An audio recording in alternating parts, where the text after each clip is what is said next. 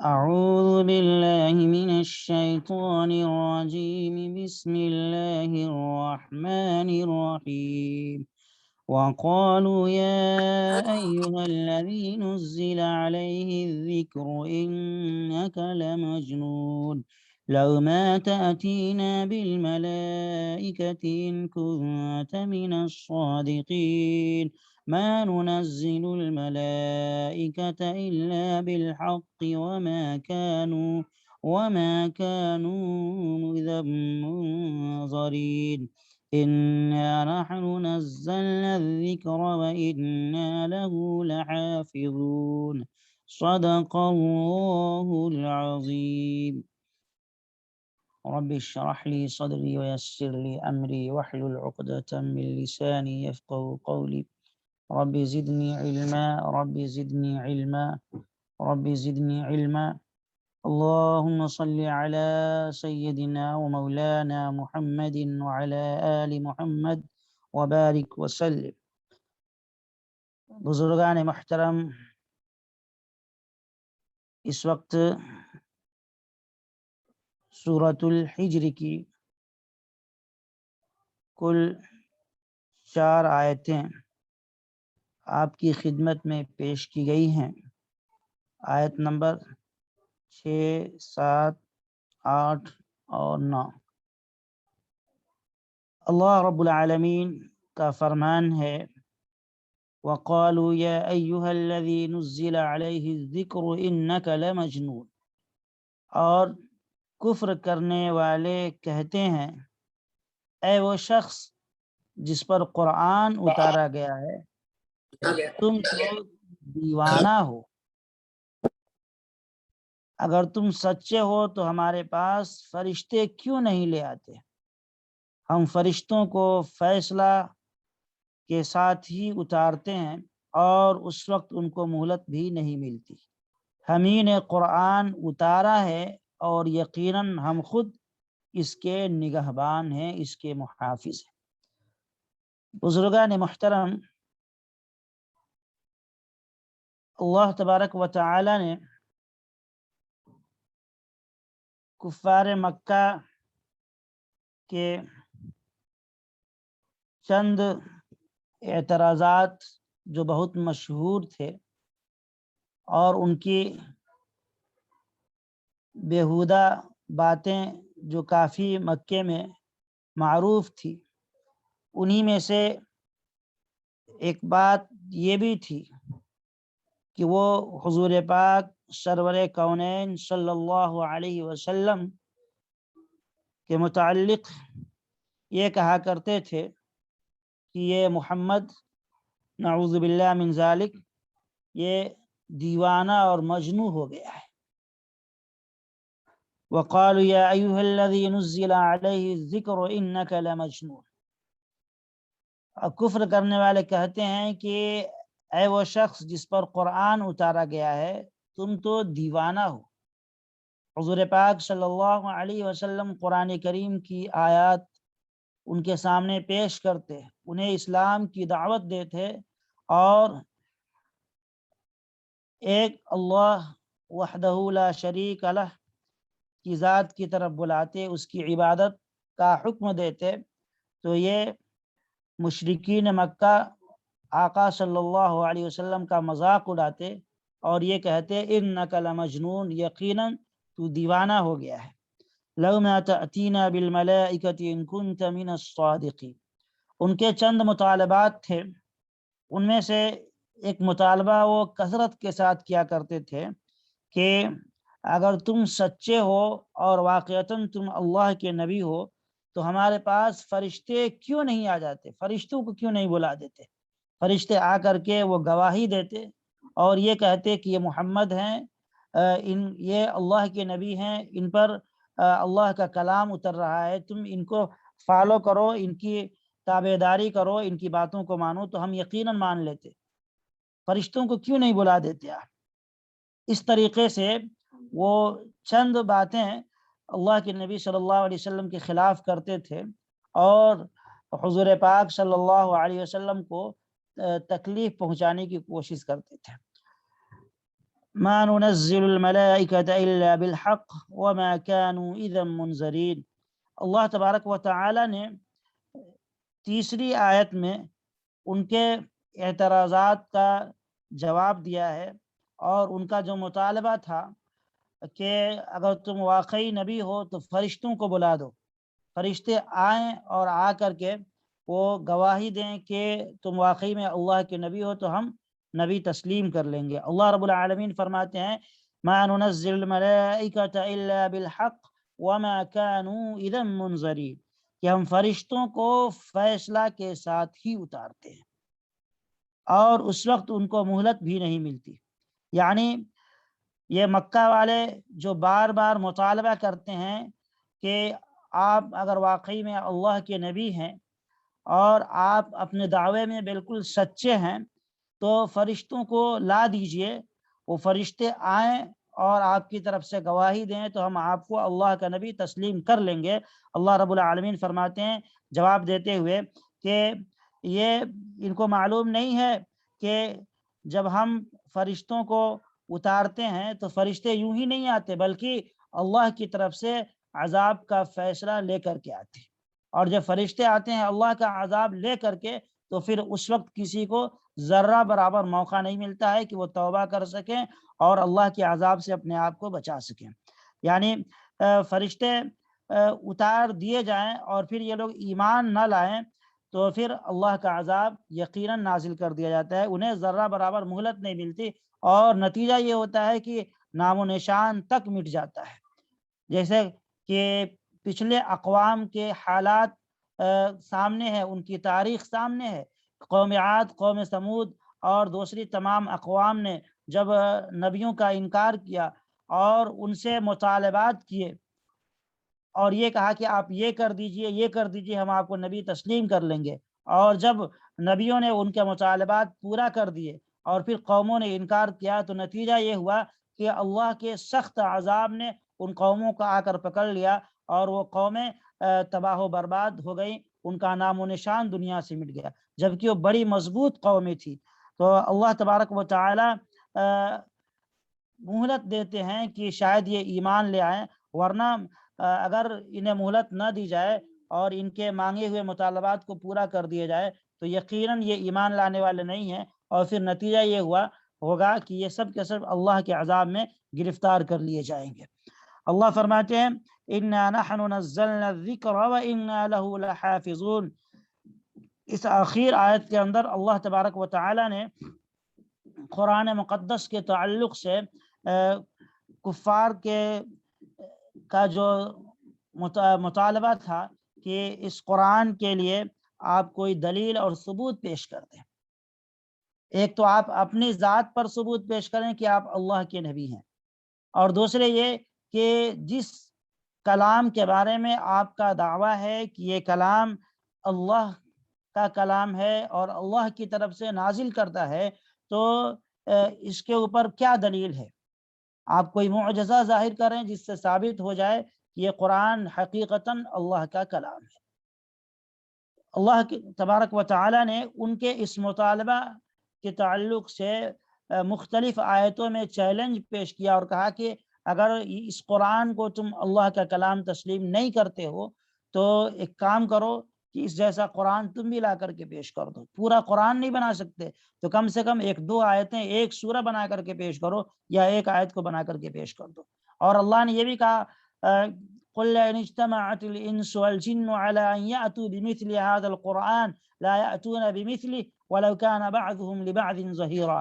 کہ اے میرے نبی آپ چیلنج کرتے ہوئے ان کو کہہ دیجئے کہ تم اکیلے نہیں تو ساری انسانیت کو جمع کر لو، تمام جناتوں کو جمع کر لو، پوری مخلوقات کو جمع کر لو اور ایک سورہ، ایک قرآن بنا کر کے پیش کر دو، اور سب ایک دوسرے کے مددگار بن جاؤ تو بھی جمع ایک قرآن نہیں بنا سکتے، بلکہ ایک سورہ بھی نہیں بنا سکتے۔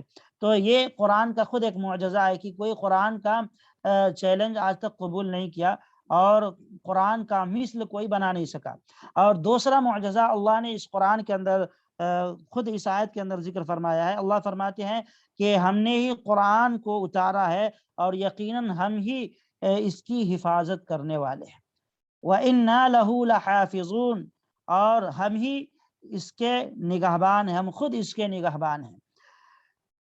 یعنی جس طریقے سے قرآن کا پہلا جو چیلنج تھا کہ ساری دنیا کی قومیں، سارے انسان اور سارے جنات مل کر کے قرآن کا مثل کوئی اور کتاب نہیں بنا سکتی، ایسے ہی قرآن کا ایک معجزہ خود یہ بھی ہے کہ قرآن قیامت تک محفوظ رہے گا، اور اس میں کسی قسم کی تبدیلی اور شک و شبہ نہیں ہو سکتی، اور اس میں کسی طرح کی چینجنگ نہیں کی جا سکتی، کیونکہ اللہ نے خود اس کی حفاظت کی ذمہ داری لی ہے۔ اور یہ اتنی بہترین دلیل ہے، اتنا زبردست معجزہ ہے قرآن کا کہ واقعی میں ایسا کوئی معجزہ اور ایسی کوئی دلیل کسی نبی کے پاس نہیں تھی قرآن کی حفاظت کے تعلق سے۔ اللہ فرماتے ہیں کہ ہم نے اس ذکر کو نازل فرمایا ہے۔ قرآن کریم چونکہ دوسری جو کتابیں تھیں، آسمانی کتابیں تھیں، وہ بھی یقیناً اللہ کی طرف سے نازل کردہ تھی، لیکن ان کی حفاظت کی ذمہ داری اللہ نے نہیں لی تھی۔ قرآن اس کے برخلاف قرآن کے تعلق سے اللہ رب العالمین نے واضح لفظوں میں یہاں پہ اعلان کر دیا ہے کہ اس کی حفاظت ہم خود کریں گے۔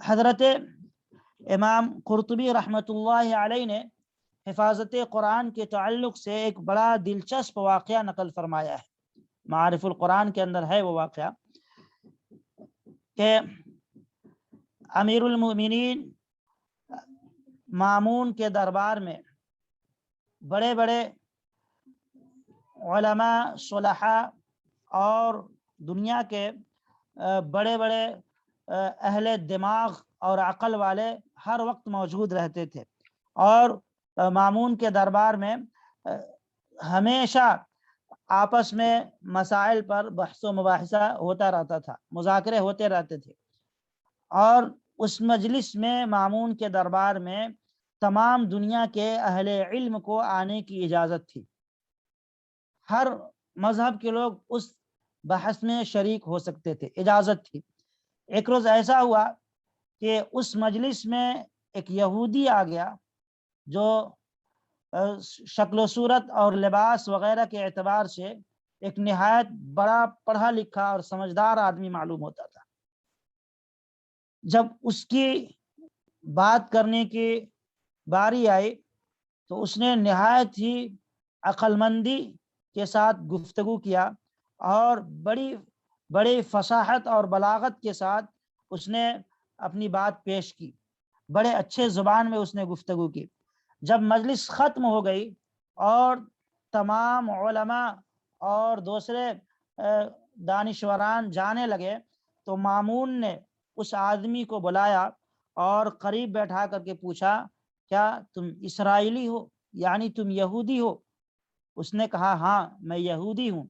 تو مامون نے امتحان لینے کے لیے کہا کہ اگر تم مسلمان ہو جاؤ تو ہم تمہاری بڑی قدر کریں گے اور تمہارا ادب اور احترام کریں گے اور تمہارے ساتھ بہت اچھا سلوک کریں گے اگر تم ایمان قبول کر لو، کیونکہ تم بہت تیز دماغ معلوم ہوتے ہو اور تمہارے پاس کافی ٹیلنٹ اور صلاحیت ہے، تم مسلمان بن جاؤ۔ اس نے جواب دیا کہ دیکھیں، میں اپنے آباء و اجداد کے دین کو چھوڑ کر اسلام قبول نہیں کر سکتا، میں اپنے آباء و اجداد اور اپنے بڑوں کے دین پر ہی رہوں گا۔ یہ بات ختم ہو گئی اور پھر یہ شخص وہاں سے اٹھا اور چلا گیا۔ 1 سال کے بعد یہی شخص مسلمان بن کر کے آیا اور پھر مامون کی مجلس میں حاضر ہوا۔ اس مجلس میں بڑے بڑے وقت کے علماء تھے، مفتیان کرام تھے، مسائل پر آپس میں گفتگو چل رہی تھی۔ یہ شخص کھڑا ہوا تو اسلامی فقہ کے موضوع پر اور اسلامک لا کے عنوان پر بڑی زبردست اس نے تقریر کی، بڑی بہترین انداز میں تقریر کی اور اپنے ریسرچ کو پیش کیا۔ اس مجلس میں بڑے بڑے علماء اور محدثین کی جماعت وہاں موجود تھی۔ مجلس ختم ہو گئی اور مامون نے کہا کہ اس شخص کو بلواؤ، اپنے آدمی بھیجے۔ اس کے آدمیوں نے جا کر کے اس آدمی کو بلا کر کے مامون کی خدمت میں پیش کر دیا۔ مامون پہچان گیا۔ اس نے کہا کہ کیا تم وہی ہو جو گزشتہ سال آئے تھے ہماری مجلس میں؟ جواب دیا کہ ہاں بادشاہ سلامت، امیر المومنین، یقیناً آپ نے صحیح پہچانا، میں وہی ہوں۔ مامون نے پوچھا کہ اچھا، میں نے جب اسلام قبول کرنے کی دعوت دی تھی تو اس وقت تم نے انکار کر دیا، اب کیا بات ہوئی کہ تم نے ایمان قبول کر لیا اور اس وقت تم مسلمان بن گئے ہو؟ کیا ہوا؟ تمہارے مسلمان ہونے کا سبب کیا ہے؟ تو اس نے کہا کہ امیر المومنین، جب میں یہاں سے لوٹا تو میں نے موجودہ مذاہب کی تحقیق شروع کی اور میں ایک بڑا زبردست رائٹر تھا، میری رائٹنگ بہت اچھی تھی، میں بڑا اچھا لکھتا تھا۔ میرا کام تھا کہ میں کتابوں کو لکھ کر کے بازار میں لے جا کر فروخت کر دیا کرتا تھا۔ میری کتابوں کی اچھی قیمت مل جاتی تھی کیونکہ میری رائٹنگ بہت اچھی تھی۔ اس زمانے میں پریس وغیرہ کا ایجاد تو ہوا نہیں تھا، لوگ ہاتھوں سے ہی کتابوں کو لکھا کرتے تھے، قرآن بھی لکھتے تھے اور دوسری ساری کتابیں لکھی جاتی تھی ہاتھوں سے۔ تو یہ کہا کہ میرا یہی ذریعہ معاش تھا کہ میں کتابوں کو لکھ کر کے بازار میں لے جا کر بیچتا تھا، اسی سے میرا خرچ وغیرہ نکل جایا کرتا تھا۔ اس نے کہا کہ میں نے امتحان کرنے کے لیے تورات کے 3 نسخے کتابت کیے، تورات کی 3 نسخے میں نے لکھے، جن میں بہت سی جگہ میں نے اپنی طرف سے دوسری چیزیں اس میں شامل کر دی اور بہت سی تورات کی چیزوں کو، تورات کی آیتوں کو میں نے نکال کر کے باہر کر دیا۔ اور اس رد و بدل اور چینجنگ کے بعد میں نے وہ تورات کے 3 نسخے لے جا کر کے یہودیوں کے عبادت گاہ میں، ان کے جو مذہبی پیشوا ہیں ان کی خدمت میں پیش کیا۔ تو یہودیوں نے بڑی رغبت اور بڑے شوق کے ساتھ میرے لکھے ہوئے تورات کو قبول کر لیا اور معمول سے زیادہ مجھے قیمت مل گئی، ہاتھوں ہاتھ میری لکھی ہوئی کتاب بک گئی۔ پھر میں آیا وہاں سے اور اسی طرح انجیل کے، بائبل کے 3 نسخے میں نے تیار کیے اور اس میں بھی میں نے ایسے ہی کیا، بہت ساری آیتوں کو اس کی جگہ سے نکال کر کے اپنی طرف سے اپنی بناوٹی آیتوں کو اس میں داخل کر کے لکھ دیا اور 3 کتابیں اس طرح تیار کر کے میں چرچ میں لے گیا اور وہاں جب لوگ عبادت کے لیے آئے تو میں نے اعلان کرایا، میری کتابیں لوگوں نے شوق کے ساتھ خریدی اور میری ساری کتابیں بک گئی۔ اور پھر اس کے بعد میں نے یہی کام قرآن کریم کے ساتھ کیا۔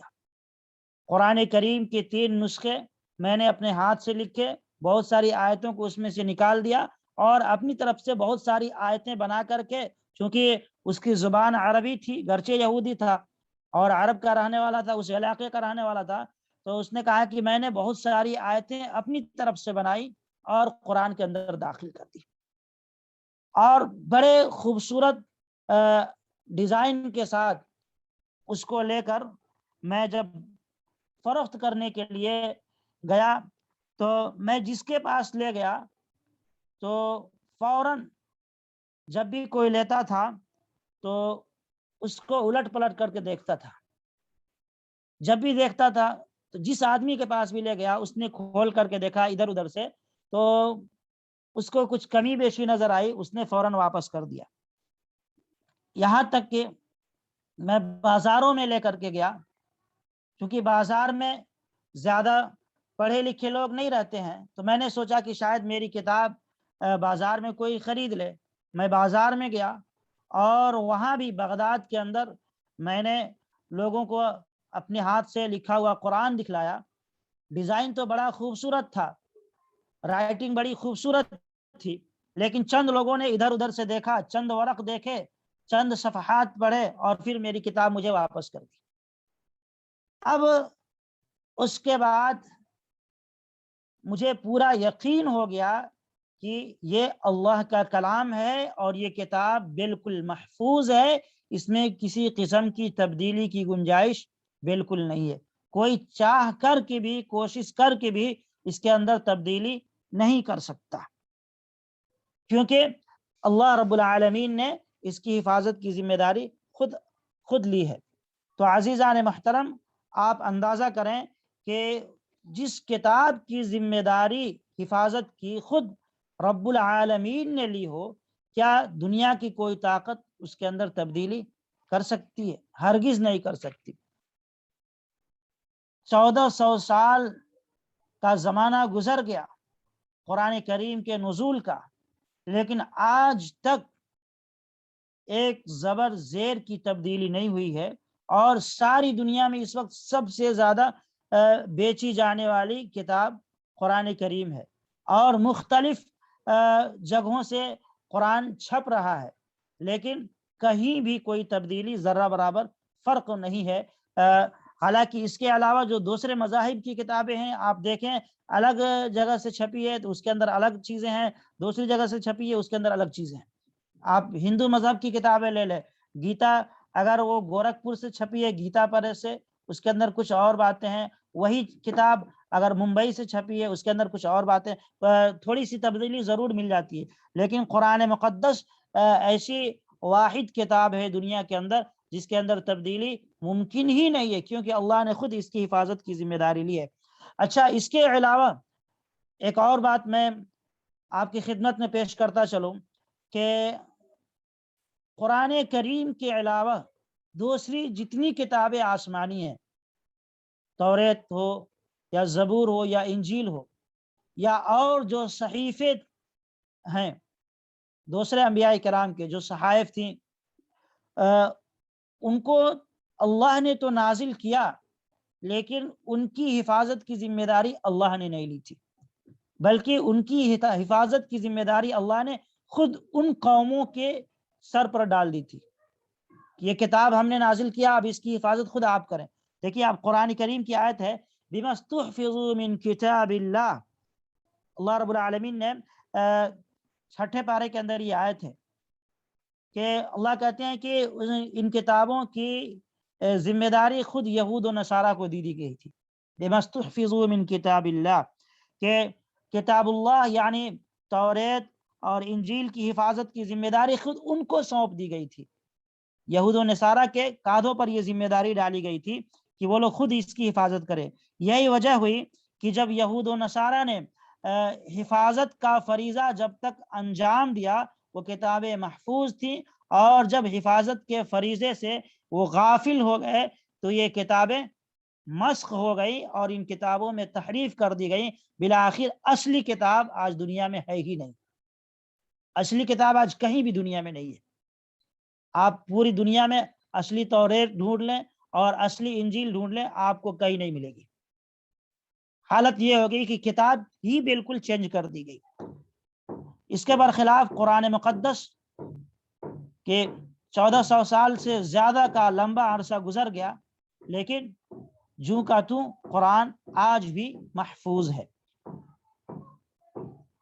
اور وہ جو کتابیں تحریف ہوئی ہیں اور کتابیں جو آج اصلی شکل میں نہیں ہیں, توریت اور انجیل وغیرہ, یہ میں اپنی طرف سے نہیں کہہ رہا, بلکہ ان کے جو مذہبی لیڈرز ہیں, مذہبی رہنما ہیں یہود و نصارہ, کہ وہ بھی اس بات کو تسلیم کر چکے ہیں آج کہ مسلمانوں کے پاس جو کتاب ہے وہ واقعی اصلی شکل و صورت میں محفوظ ہے, اور ہمارے پاس جو کتابیں ہیں یہ اصلی کتاب نہیں ہے. اس کو انہوں نے تسلیم کیا ہے. میں حال کا ایک واقعہ آپ بتا دوں. حضرت مولانا پیر ذوالفقار احمد صاحب نقشبندی دامت برکاتہم اس وقت پورے دنیا کے اندر بڑے ولی کامل ہیں, اور یوں سمجھ لیں کہ ولیوں میں ان کا ایک اعلیٰ مقام ہے. اپنا واقعہ لکھتے ہیں کہ وہ یورپ کے کسی ملک میں گئے تھے, تو وہاں کانفرنس میں مختلف مذاہب کے رہنما موجود تھے.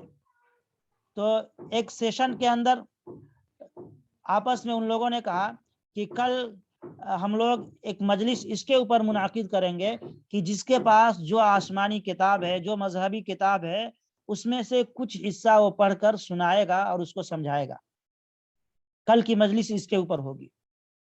بہرحال حضرت دامت برکاتہم لکھتے ہیں کہ جب کل کا دن آیا تو میں بھی اس مجلس میں تھا.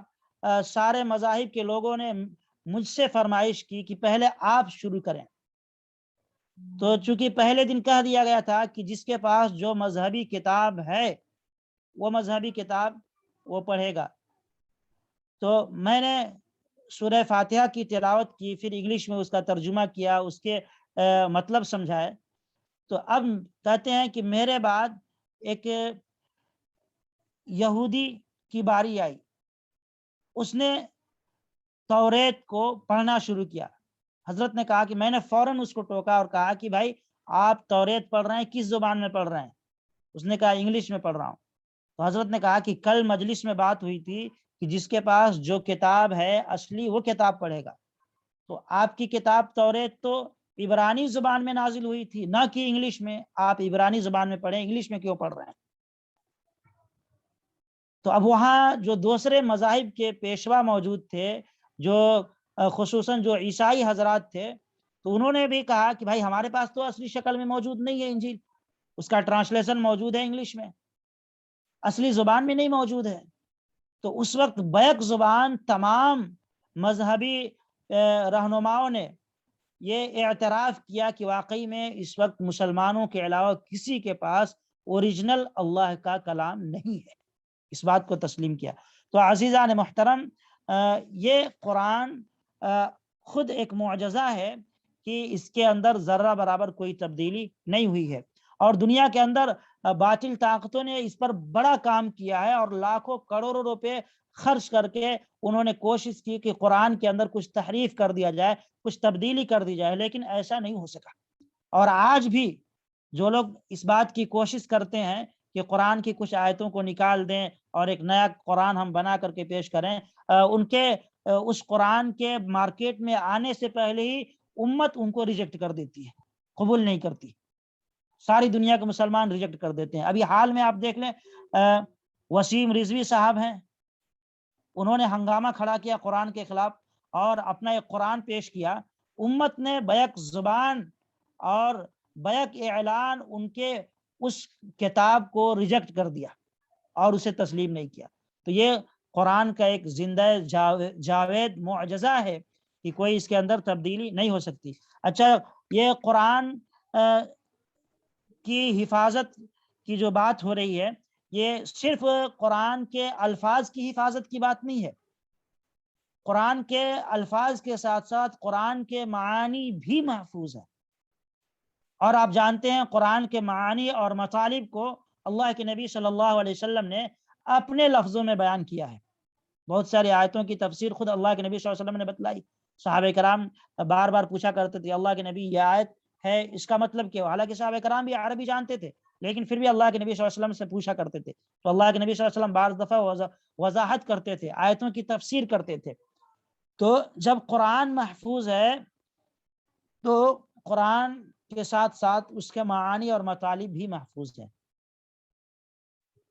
تو اب یہاں سے یہ بات واضح ہو گئی کہ قرآن کے الفاظ کے ساتھ معانی اور مطالب محفوظ ہیں.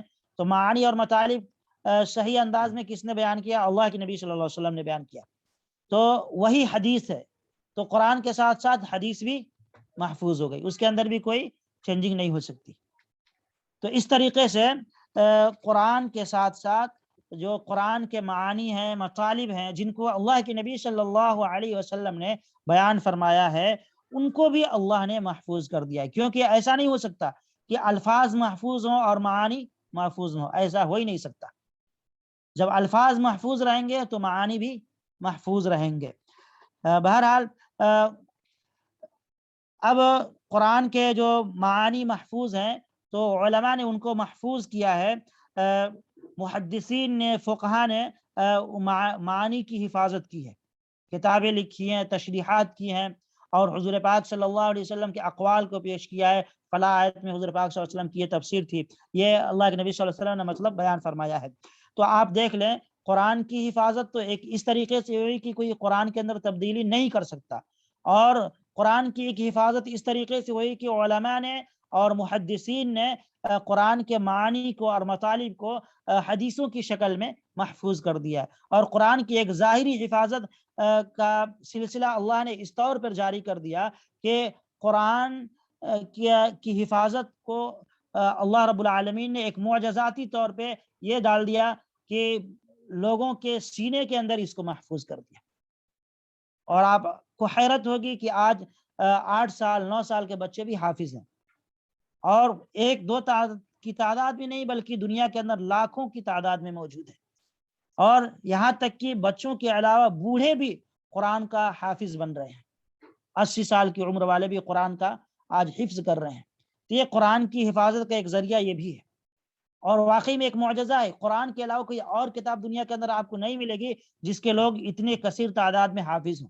پتلی پتلی کتابیں یاد کرنے میں لوگوں کی حالت خراب ہو جاتی ہے اور لوگ یاد نہیں کر پاتے ہیں، لیکن قرآن کا یہ ایک واقعی میں زندہ جاوید معجزہ ہے کہ ایک معصوم بچہ جو 8 سال کا 9 سال کا ہوتا ہے، تفسیر آپ تاریخ پڑھیں گے حفاظ کی تو ہارون رشید کے دربار میں ایک 5 سال کا بچہ حافظ آیا تھا، بادشاہ کے سامنے اس کا باپ پیش کیا تو باپ سے لڑ رہا تھا، ابو مجھے چاکلیٹ لا کر دیجئے، یعنی اسے اتنی خبر نہیں تھی کہ ہم بادشاہ کے سامنے بیٹھے ہیں، یہاں ادب اور احترام کے ساتھ بیٹھنا چاہیے، بڑے بڑے علماء کی مجلس ہے، اس مجلس میں وہ چاکلیٹ کے لیے ضد کر رہا تھا، اس کی عمر صرف 5 سال تھی۔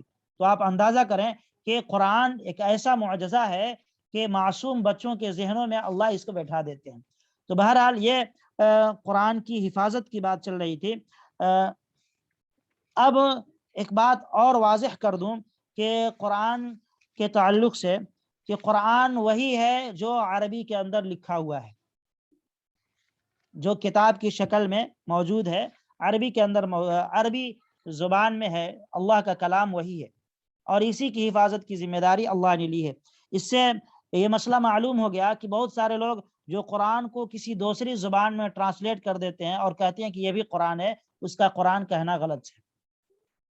وہاں اگر عربی نہیں ہے، بہت سارے انگلش میں قرآن کا ٹرانسلیشن موجود ہوتا ہے، عربی کے آیتیں وہاں پہ نہیں ہوتی ہیں، اور ان کو قرآن کا نام دے دیا جاتا ہے، ان کا قرآن کا نام دینا غلط ہے، وہ قرآن نہیں ہو سکتے، وہ تو قرآن کے کا ٹرانسلیشن آپ کہہ سکتے ہیں، لیکن اصل قرآن تو یہ ہے جو عربی زبان میں ہے۔ تو بہرحال عزیزان محترم، آپ اچھی طرح سمجھ گئے ہوں گے کہ قرآن کی حفاظت کس کس طریقے سے اللہ رب العالمین کر رہے ہیں دنیا کے اندر، اور اس کے ساتھ ساتھ قرآن کے ساتھ ساتھ احادیث کی بھی حفاظت ہو رہی، کیونکہ احادیث کا بہت بڑا ذخیرہ قرآنی آیات کی تشریح اور تفسیر پر مشتمل ہے۔ لہذا بہت سارے لوگ آج غلط فہمی پھیلاتے ہیں کہ احادیث کا ذخیرہ جو ہمارے سامنے ہے یہ اعتبار کے قابل نہیں ہے، اس کو نہیں ماننا چاہیے، کیونکہ رسول اللہ صلی اللہ علیہ وسلم کے جانے کے بہت سالوں کے بعد یہ مدون کیا گیا ہے، یہ لوگ کہتے ہیں۔ اول تو یہ سمجھ لیں کہ ان کا یہ کہنا کہ رسول اللہ صلی اللہ علیہ وسلم کے دنیا سے جانے کے بہت سالوں کے بعد احادیث کو جمع کیا گیا، یہ کہنا ہی غلط ہے، کیونکہ حدیث کی حفاظت اور کتابت خود حضور پاک صلی اللہ علیہ وسلم کے زمانے میں شروع ہو گئی تھی۔ بہت سارے صحابہ کرام حضور پاک صلی اللہ علیہ وسلم کے پاس موجود رہتے تھے، اور جیسے اللہ کے نبی صلی اللہ علیہ وسلم کچھ ارشاد فرماتے فوراً وہ لکھ لیا کرتے تھے۔ اس کے ثبوت ہیں باضابطہ، اور بالکل پختہ ثبوت ہے، ادھر ادھر کی بات نہیں ہے۔ تو اس لیے یہ کہنا کہ احادیث یہ معتبر نہیں ہے، احادیث کا انکار کرنا، یہ گویا کہ خود یہ غلط ہے، اور اس طرح کی افواہیں پھیلائی جا رہی ہیں امت کے اندر۔ لہذا نوجوانوں کو خاص طور سے ایسے افواہ باز لوگوں سے بچنا چاہیے، اور مستند علماء سے اپنا رابطہ رکھنا چاہیے۔ اللہ رب العالمین ہمیں اور آپ کو قرآن، حدیث اور اسلامی تعلیمات کی صحیح سمجھ نصیب فرمائے۔ وآخر دعوانا ان الحمد للہ رب العالمین۔